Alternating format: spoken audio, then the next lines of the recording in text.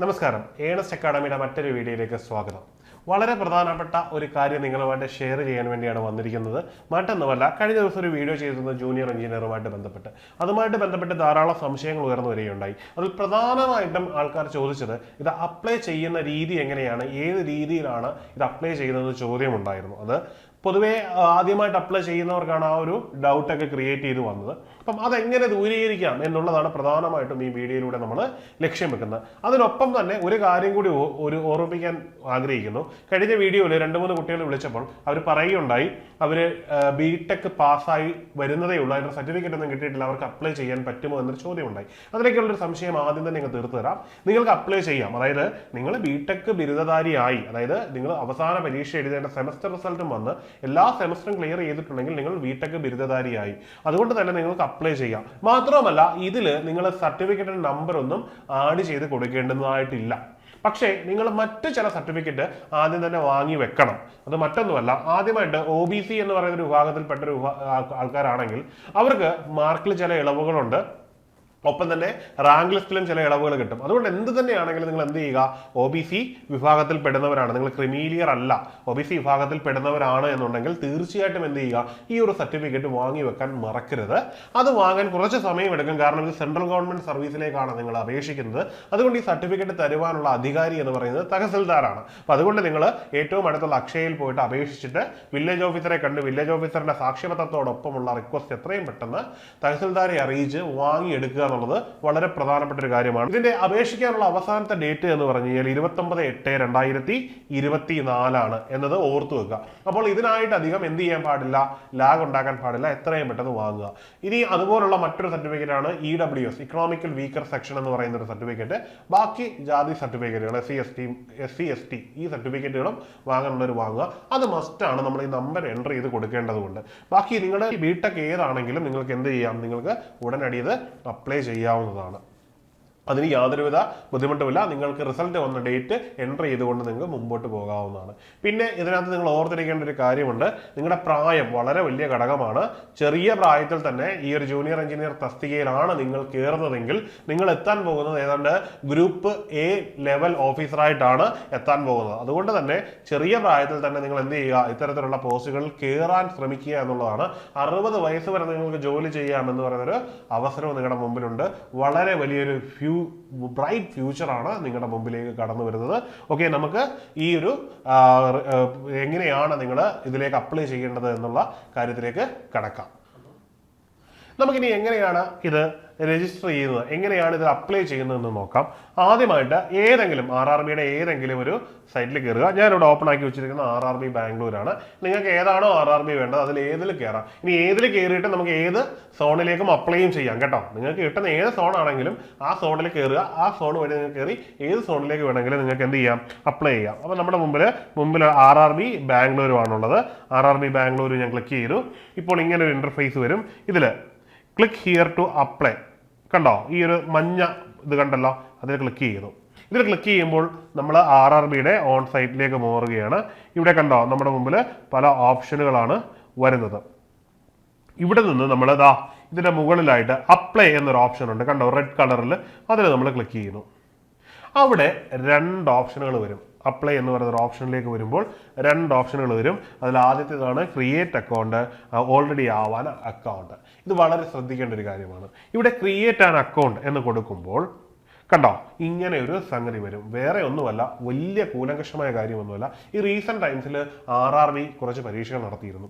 അതിൽ പ്രധാനപ്പെട്ട പരീക്ഷകൾ എന്ന് പറഞ്ഞാൽ ഒന്ന് വിളിച്ചിരുന്നു, പരീക്ഷ നടത്തിയിരുന്നല്ല, പരീക്ഷ വിളിച്ചിരുന്നു. അതിൽ ആദ്യത്തേതാണ് ALP, അസിസ്റ്റന്റ് ലോക്കോ പൈലറ്റ്. ഒപ്പം തന്നെ ടെക്നീഷ്യൻ, പിന്നീട് സബ് ഇൻസ്പെക്ടർ, പിന്നീട് കോൺസ്റ്റബിൾ. ഈ തസ്തികകൾക്കൊക്കെ നിങ്ങൾ അപേക്ഷിക്കാൻ വേണ്ടി നിങ്ങൾ ഒരു തവണ രജിസ്റ്റർ ചെയ്തിട്ടുണ്ടാവും. ഈ കുറച്ച് നാളുകൾക്ക് മുമ്പാണല്ലോ, ഏതാണ്ട് ഒരു 3 മാസം അല്ലേ ആയിട്ടുള്ളൂ. അതിനാണ് നിങ്ങൾ എന്ത് ചെയ്തിട്ടുണ്ടാവും, ഓൾറെഡി രജിസ്റ്റർ ചെയ്തിട്ടുണ്ടായിരിക്കും. അങ്ങനെ രജിസ്റ്റർ ചെയ്തവർ എന്ത് ചെയ്യേണ്ട, അവർ പുതിയൊരു യൂസർ ID-യും പാസ്വേഡും ക്രിയേറ്റ് ചെയ്യേണ്ട.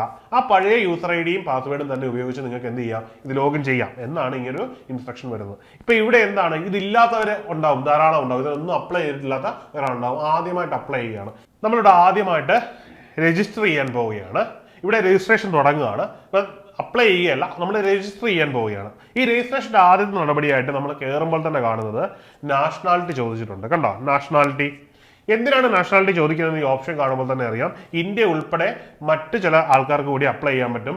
നേപ്പാളിലും ഭൂട്ടാനിലും ഉള്ളവർക്കും ടിബറ്റൻ റെഫ്യൂജീസിനും ഒക്കെ ഇത് അപ്ലൈ ചെയ്യാൻ പറ്റുന്നതാണ് ചോദിക്കുന്നത്. ഇതൊന്നും പൊതുവേ നമ്മളെ ആരെയും ബാധിക്കുന്ന കാര്യമല്ലാത്തതുകൊണ്ട് നമ്മൾ എന്ത് ചെയ്യേണ്ട, നമ്മൾ ഇഗ്നോർ ചെയ്യുന്നു. നമ്മൾ ഇന്ത്യ എന്ന് പറയുന്ന ഒരു ഓപ്ഷൻ ചൂസ് ചെയ്യുന്നു. ഓക്കെ, ഇന്ത്യൻ കൊടുക്കുന്നു. പിന്നീട് നമ്മുടെ പേഴ്സണൽ ഡീറ്റെയിൽസ് ആണ് കൊടുക്കുന്നത്. ഓരോന്നായിട്ട് നോക്കിക്കോളൂ. നമ്മുടെ പേര് അത് വീണ്ടും എൻ്റർ ചെയ്ത് കൊടുക്കണം. ഡേറ്റ് ഓഫ് ബർത്ത് വീണ്ടും എൻ്റർ ചെയ്ത് കൊടുക്കണം. ജെൻഡർ വീണ്ടും എൻ്റർ ചെയ്ത് കൊടുക്കണം. അങ്ങനെ നമ്മുടെ പേഴ്സണൽ ഡീറ്റെയിൽസ് മുഴുവൻ കൊടുക്കുക. അതിനുശേഷം ഒരു ആധാർ വെരിഫിക്കേഷൻ ഉണ്ട്. അത് കമ്പൾസറി അല്ല. ആധാർ ഇല്ലാത്തവർക്ക് എന്ത് ചെയ്യാം, ഇത് അപ്ലൈ ചെയ്യാം. ഉണ്ടെങ്കിൽ അന്ന് കൊടുത്തു പോയിക്കുക. അതുകൊണ്ട് വലിയ നഷ്ടമൊന്നുമില്ല, നിങ്ങൾ കൊടുത്തു പോയിക്കുക. അതിനുശേഷം മസ്റ്റായിട്ടും ചെയ്യേണ്ടതാണ് നിങ്ങളുടെ ഇമെയിൽ അഡ്രസ്സും മൊബൈൽ നമ്പരും. അതായത് എപ്പോഴും ഉപയോഗിക്കുന്നത് വേണം കൊടുക്കാൻ. ഈ മറന്നു പോകുന്നത് ഒന്നും ചെയ്യരുത്. അതായത് ഇമെയിലിന്റെ ഐഡിയും പാസ്വേഡും ഓർമ്മയുള്ളത് തന്നെ കൊടുക്കണം. അത് കൊടുക്കുക. ശേഷം മൊബൈൽ നമ്പർ എല്ലാ കാലത്തും ഉപയോഗിക്കുമെന്ന് ഉറപ്പുള്ള മൊബൈൽ നമ്പർ തന്നെ ഇവിടെ കൊടുക്കുക. അതിനുശേഷം അത് ഒതന്റിക്കേറ്റ് ചെയ്യുക. OTP വരുന്ന എൻ്റർ ചെയ്ത് കൊടുത്ത് ഒതന്റിക്കേറ്റ് ചെയ്യുക. ശേഷം നിങ്ങൾ എന്ത് ചെയ്യുക, നിങ്ങളുടേതായൊരു പാസ്വേഡ് ജനറേറ്റ് ചെയ്യണം. പാസ്വേഡിൽ എന്തുണ്ടാവണം, ഹൈലി സെക്യൂർഡ് ആയിരിക്കണം പാസ്വേഡ്. അതുകൊണ്ട് തന്നെ അപ്പർ കേസ് ഉണ്ടാവണം, നമ്പർ ഉണ്ടാവണം, പിന്നീട് ലോവർ കേസ് ഉണ്ടാവണം, പിന്നീട് ഏതെങ്കിലും ക്രെഡൻഷ്യൽസ് ഉണ്ടാവണം. അതായത് # എന്നോ @ എന്നോ അങ്ങനെയുള്ള ഒരു സ്ട്രോങ് പാസ്വേഡ് ഇതിൽ തന്നെ കാണിക്കുന്ന ആ ഒരു ക്രൈറ്റീരിയയിൽ ഉണ്ടാക്കുക. അതിനുശേഷം നിങ്ങൾ സെക്യൂരിറ്റി കീ എൻ്റർ ചെയ്ത ശേഷം നിങ്ങൾ പ്രൊസീഡ് ചെയ്യുക. അതോടുകൂടി നിങ്ങൾക്ക് എന്തുണ്ടാവും, നിങ്ങളുടെ അക്കൗണ്ട് ഉണ്ടാവും. ഈ അക്കൗണ്ട് ക്രിയേറ്റ് ചെയ്ത് കഴിഞ്ഞാൽ പിന്നീട് നിങ്ങൾക്ക് എന്ത് ചെയ്യാൻ പറ്റും, ഈ അക്കൗണ്ട് ഇൻവേസ് നിങ്ങൾ മറന്നു പോയാൽ പോലും നിങ്ങൾ കൊടുത്തിരിക്കുന്ന ഫോൺ നമ്പരും ഇമെയിൽ ഐഡിയും റിട്രൈവ് ചെയ്തെടുക്കാൻ പറ്റുന്നതാണെന്നുണ്ടെങ്കിൽ, നിങ്ങൾ ഈസി ആയിട്ട് ഉപയോഗിക്കുന്നതാണെങ്കിൽ ഈസി ആയിട്ട് നമുക്ക് റിട്രൈവ് ചെയ്തെടുക്കാം. അതുകൊണ്ട് അത് വലിയ ടെൻഷനൊന്നുമില്ല. അത്യാവശ്യം കൊള്ളാവുന്ന ഒരു പാസ്വേഡ് സെറ്റ് ചെയ്യുക എന്നുള്ളതാണ് നമുക്ക് ചെയ്യുവാനുള്ളത്. ഇതോടുകൂടി എന്തായി, നമുക്ക് ഈ ഒരു അക്കൗണ്ട് ക്രിയേറ്റ് ആയി. ഓക്കെ, അപ്പോൾ അക്കൗണ്ട് ക്രിയേറ്റ് ചെയ്യുന്നത് എങ്ങനെയാണ് നമ്മൾ മനസ്സിലാക്കി കഴിഞ്ഞു. ഇനി അക്കൗണ്ട് ക്രിയേറ്റ് ചെയ്ത് കഴിഞ്ഞാൽ ഇനി അപ്ലൈ ചെയ്യുന്നത് എങ്ങനെയാണ്, നമുക്കിനി ആപ്ലിക്കേഷനിലേക്ക് പോകാം. അപ്പോൾ ശരി, നമ്മൾ ആദ്യത്തെ ഭാഗം എങ്ങനെയാണ് രജിസ്റ്റർ ചെയ്യുന്നത് നമ്മൾ കണ്ടു കഴിഞ്ഞു. ഇനി നമുക്ക് അപ്ലൈ ചെയ്യണം. ആപ്ലിക്കേഷൻ്റെ അടുത്ത ഘട്ടത്തിലേക്ക് പോവുകയാണ്. കണ്ടല്ലോ. അപ്പോൾ നമുക്ക് ഇനി ആദ്യത്തേത് ആവശ്യമുണ്ടോ, നമ്മൾ ക്രിയേറ്റ് ആൻ അക്കൗണ്ട് ചെയ്ത് കഴിഞ്ഞു, നമുക്ക് അക്കൗണ്ട് ആയി കഴിഞ്ഞു ഓൾറെഡി. അടുത്ത എന്താണ്, ഓൾറെഡി ആൻ ഹാവ് അക്കൗണ്ട് അല്ലേ, നമുക്ക് അക്കൗണ്ട് ഉണ്ട്. അപ്പോൾ ഈ അക്കൗണ്ടിലേക്ക് കയറുമ്പോൾ നമ്മൾ എന്ത് ചെയ്യുന്നു, നമുക്ക് ഇവിടെ വേണ്ടത് മൊബൈൽ നമ്പർ അല്ലെങ്കിൽ ഇമെയിൽ ഐ ഡി, ഇതിൽ ഏതെങ്കിലും എൻ്റർ ചെയ്ത് കൊടുക്കുക. മനസ്സിലായല്ലോ നമ്മൾ എന്തിനാണ് മൊബൈൽ നമ്പർ ആദ്യം പറഞ്ഞതെന്ന് മനസ്സിലായല്ലോ. ഇമെയിൽ ഐ ഡിയുടെ മൊബൈൽ നമ്പറിന്റെ ഇമ്പോർട്ടൻസ് അതാണ്. ഒരിക്കലും നഷ്ടപ്പെട്ടു പോകാതെ വേണം ഇത്തരം കാര്യങ്ങളിൽ കൊടുക്കാൻ. അതിനുശേഷം നമ്മൾ പാസ്വേഡ് ക്രിയേറ്റ് ചെയ്യുക. നമ്മൾ എന്താണോ പാസ്വേഡ് ക്രിയേറ്റ് ചെയ്തത് അതവിടെ കൊടുക്കുക. പാസ്വേഡ് എൻ്റർ ചെയ്ത് കഴിയുമ്പം അതിന് ശേഷം എന്തുണ്ടാവും, ഒരു സെക്യൂരിറ്റി ക്രെഡൻഷ്യൽ ഉണ്ടാവും. ആ നമ്പറുകൾ ഇവിടേക്ക് എൻ്റർ ചെയ്ത് കൊടുക്കുക. ഇത് നമ്പറുകളാണ് വന്നിരിക്കുന്നത്. അത്ര തന്നെ പേടിക്കേണ്ടതൊന്നുമല്ല, തെറ്റുന്ന രീതിയിലൊന്നും ഉള്ളതല്ല. ഒരാൾക്ക് ഈസി ആയിട്ട് വായിക്കാൻ പറ്റുന്നതാണ് വരുന്നത്. എൻ്റർ ചെയ്ത് കൊടുക്കുക, ലോഗിൻ കൊടുക്കുക, നിങ്ങൾ കയറുന്നു. ഓക്കെ, ലോഗിൻ കൊടുത്ത് കയറാൻ പോവുകയാണ്. ഇനി നമ്മൾ ലോഗിൻ കൊടുത്ത് കയറിയ ശേഷം എങ്ങനെയാണ് ചെയ്യുന്നതെന്ന് നോക്കാം. അപ്പോൾ നമ്മൾ എന്ത് ചെയ്തു, നമ്മൾ ഓൾറെഡി ലോഗിൻ ചെയ്തു. നമ്മൾ അടുത്ത ഘട്ടത്തിലേക്ക് പോവുകയാണ്. രജിസ്ട്രേഷൻ കഴിഞ്ഞ് നമ്മൾ നമ്മുടെ ഐഡിയും പാസ്വേഡും അടിച്ച് നമ്മൾ ഒരു പ്രൊഫൈലിൽ കയറിയിരിക്കുകയാണ്. നമുക്ക് എന്ത് കാണാം, നമ്മുടെ ഒരു പ്രൊഫൈലിലൂടെ അപ്പിയർ ചെയ്തിരിക്കുന്നത് കാണാം. അപ്പം ഈ അപ്പിയർ ചെയ്യുമ്പോൾ അതിനകത്ത് കുറേ കാര്യങ്ങൾ കാണാം അല്ലേ. ആദ്യം general instruction, online application history, modify RRB zone preference for ALP. അതിപ്പോൾ വന്നതാണ്. പൊതുവേ ഇതില്ലാത്ത ഒരു സാഹചര്യത്തിൽ ഇത് കാണില്ല. ബാക്കിയുള്ള കാര്യങ്ങളാണ്, നിങ്ങൾ ഏതൊക്കെ പൊസിഷനിൽ അപ്ലൈ ചെയ്തിട്ടുണ്ട്, ഓൺലൈൻ ആപ്ലിക്കേഷൻ ഏതൊക്കെയാണ് എന്നുള്ള കണ്ടീഷൻസ് ഒക്കെയാണ് നമ്മുടെ ഇവിടെ. ഇത് ജനറൽ ഇൻസ്ട്രക്ഷൻ ആണ്. താഴോട്ട് നോക്കുമ്പോൾ കണ്ടല്ലോ, നമ്മുടെ സ്വാഭാവികമായിട്ടും എത്തുന്ന ഈ ഒരു ഘട്ടത്തിൽ തന്നെയാണ്. അതായത് ഓൺലൈൻ ആപ്ലിക്കേഷൻ എന്ന് പറയുന്ന രണ്ടാമത്തെ മുകളിൽ വലത് സൈഡിൽ കാണുന്ന രണ്ടാമത്തെ ഇൻസ്ട്രക്ഷനിലേക്ക് തന്നെ താഴെ നമ്മൾ എത്തുന്നു. നമ്മൾ അതിലേക്ക് ക്ലിക്ക് ചെയ്യുകയാണ്. കണ്ടല്ലോ, നമ്മൾ അതിലേക്ക് കയറുമ്പോൾ നമ്മുടെ മുമ്പിൽ ആദ്യം വരുന്ന ഏതാണ്, ജൂനിയർ എഞ്ചിനീയർ, ആ ഒരു ഡിപ്പാർട്ട്മെൻറ്റിൻ്റെ ആ ഒരു നോട്ടിഫിക്കേഷൻ തന്നെ ഈ ഒരു രീതിയിൽ കാണാൻ പറ്റും. ഇവിടെ നമ്മൾ ഏതാണ്, ബാംഗ്ലൂരാണ് കൊടുത്തിരിക്കുന്നത്. ഇവിടെ നമുക്ക് എന്ത് ചെയ്യാം, നമുക്ക് പ്രിഫറൻസ് കൊടുക്കാനുള്ള ഒരു ഓപ്ഷൻ ഉണ്ട്. കണ്ടോ, ഇവിടെ നമുക്കിത് വേണ്ട, ബാംഗ്ലൂർ വേണ്ട, മറ്റൊന്ന് മതി എന്നുണ്ടെങ്കിൽ എന്ത് ചെയ്യാം, ചൂസ് ചെയ്യാം.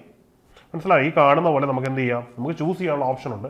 അത് നിങ്ങൾ തീരുമാനിക്കേണ്ടതാണ്. ഇവിടെ നമ്മൾ ബാംഗ്ലൂരുമായിട്ട് തന്നെ കണ്ടിന്യൂ ചെയ്യാൻ പോവുക. ഇനി I am not currently debarred from RRB എന്ന് പറയുന്നൊരു ക്ലോസ് ഉണ്ട്. അതായത് നമ്മളെ ഒരു പരീക്ഷയിൽ നിന്നും RRB ഡീബാർ ചെയ്തിട്ടില്ല. മനസ്സിലായില്ലേ, RRB അല്ലെങ്കിൽ RRC നമ്മളെ ഡീബാർ ചെയ്തിട്ടില്ല, നമ്മൾ തന്നെ ഡിക്ലെയർ ചെയ്യണം. അങ്ങനെയൊന്നും ആരും ഉണ്ടാവില്ല. വളരെ റയറസ്റ്റ് കേസുകളിൽ മാത്രമേ അത് ഉണ്ടാവുള്ളൂ. നിങ്ങൾ എക്സാമിൽ മാൽ പ്രാക്ടീസ് ഒക്കെ കാണിച്ചിട്ടുണ്ടെങ്കിൽ മാത്രമേ അതൊക്കെ ഉണ്ടാവുകയുള്ളൂ. അപ്പോൾ നമ്മൾ എന്ത് ചെയ്യുന്നു, നമ്മൾ ചെയ്തിട്ടില്ല, അപ്പോൾ നമ്മളത് ക്ലിക്ക് ചെയ്യുന്നു. ഓക്കെ, നെക്സ്റ്റ് കൊടുക്കുന്നു. നമ്മൾ ലോഗിൻ ചെയ്ത് കയറി കഴിയുമ്പോൾ, അതായത് നമ്മൾ ഐഡിയും പാസ്വേഡും ഒക്കെ കൊടുത്ത് ലോഗിൻ ചെയ്ത് കയറി കഴിയുമ്പോൾ നമ്മുടെ മുമ്പിലേക്ക് വരുന്ന ആദ്യത്തെ കാര്യം, അതായത് ഇതിനകത്ത് ഡീറ്റെയിൽസുകളെല്ലാം ഇങ്ങനെ നിരന്ന് വരുന്നുണ്ട്. അത് പ്രധാനമായിട്ടും കാറ്റഗറി നമ്പർ ഏതാണ് നമ്മൾ അപ്ലൈ ചെയ്യാൻ പോകുന്നതെന്നൊക്കെ നമുക്ക് കാണാൻ കഴിയും. അതിലാദ്യമായിട്ട് കാണുന്നതെന്ന് പറഞ്ഞു കഴിഞ്ഞാൽ കുറച്ച് ഡീറ്റെയിൽസുകളാണ്. ആദ്യം തന്നെ പല ആദ്യത്തേത് പേഴ്സണൽ ഡീറ്റെയിൽസ് ആണ്, അതിനുശേഷം അതർ ഡീറ്റെയിൽസ് ആണ്, education qualification, upload profile and preference എന്ന് പറഞ്ഞാൽ നിങ്ങൾക്ക് ഏതാണ് ജോലി എന്നുള്ളതാണ് നമ്മൾ നോക്കുന്നത്. ഇത്രയും കാര്യങ്ങളാണ് നമുക്ക് ഇനി ഇതിൽ ചെയ്യാനുള്ളത്. ആദ്യം തന്നെ പേഴ്സണൽ ഡീറ്റെയിൽസ് ആണ്. അത് വളരെ ഡിഫിക്കൽട്ട് ആയിട്ടുള്ള കാര്യങ്ങളൊന്നുമില്ല, കാരണം വളരെ ഈസി ആയിട്ട് നമുക്ക് ചെയ്യാൻ പറ്റും. കാരണം നമ്മൾ ഓൾറെഡി കൊടുത്തിരിക്കുന്ന കുറേ അധികം കാര്യങ്ങൾ ഇതിൽ തന്നെ വരും. നമ്മൾ പ്രത്യേകിച്ച് ഒന്നും ചെയ്ത് കൊടുക്കാനില്ല, ഡിഫോൾട്ടായിട്ട് തന്നെ വരുന്നുണ്ട്. പിന്നെയുള്ളത് marital സ്റ്റാറ്റസ് ആണ്. അതെന്താണെന്ന് കൊടുക്കുക. അതിനുശേഷം റിലീജിയൻ കൊടുക്കുക, മദർ ടങ് കൊടുക്കുക. നമ്മൾ പരീക്ഷ എഴുതുമ്പോൾ ഇംഗ്ലീഷ് അല്ലാതെ മറ്റൊരു ഭാഷ കൂടി നമുക്ക് ചൂസ് ചെയ്യാം ഇന്ത്യയിൽ. അത് ഏത് വേണം, മലയാളം വേണോ ഹിന്ദി വേണോ എന്നത് നമ്മൾ കൊടുക്കുക. അതിനുശേഷം മസ്റ്റായിട്ട് കൊടുക്കേണ്ടതാണ് നിങ്ങളുടെ ഐഡന്റിഫിക്കേഷൻ മാർക്കുകൾ എന്തെങ്കിലും രണ്ടെണ്ണം കൊടുക്കുക. അതിനുശേഷം ഉള്ള ഒരു പ്രധാനപ്പെട്ട ഏരിയ എന്ന് പറഞ്ഞാൽ നമുക്ക് ഏതെങ്കിലും തരത്തിലുള്ള റിസർവേഷൻ ഉണ്ടോ ഇല്ലയോ എന്നുള്ളതാണ്. അത് മസ്റ്റായിട്ട് കൊടുക്കുക. നിങ്ങൾക്ക് ഉണ്ടെങ്കിൽ അത് കൊടുക്കുക. അത് OBC ആണെങ്കിൽ OBC കൊടുക്കുക, ഇക്കണോമിക് വീക്കർ ആണെങ്കിൽ ഇക്കണോമിക് വീക്കർ കൊടുക്കുക, SC ST ആണെങ്കിൽ അത് കൊടുക്കുക. കൊടുക്കുമ്പോൾ മസ്റ്റായിട്ടും എന്ത് വേണം, അതിൽ സർട്ടിഫിക്കറ്റിന്റെ നമ്പർ ചോദിക്കും, അത് കൊടുത്തു തന്നെ പോകണം.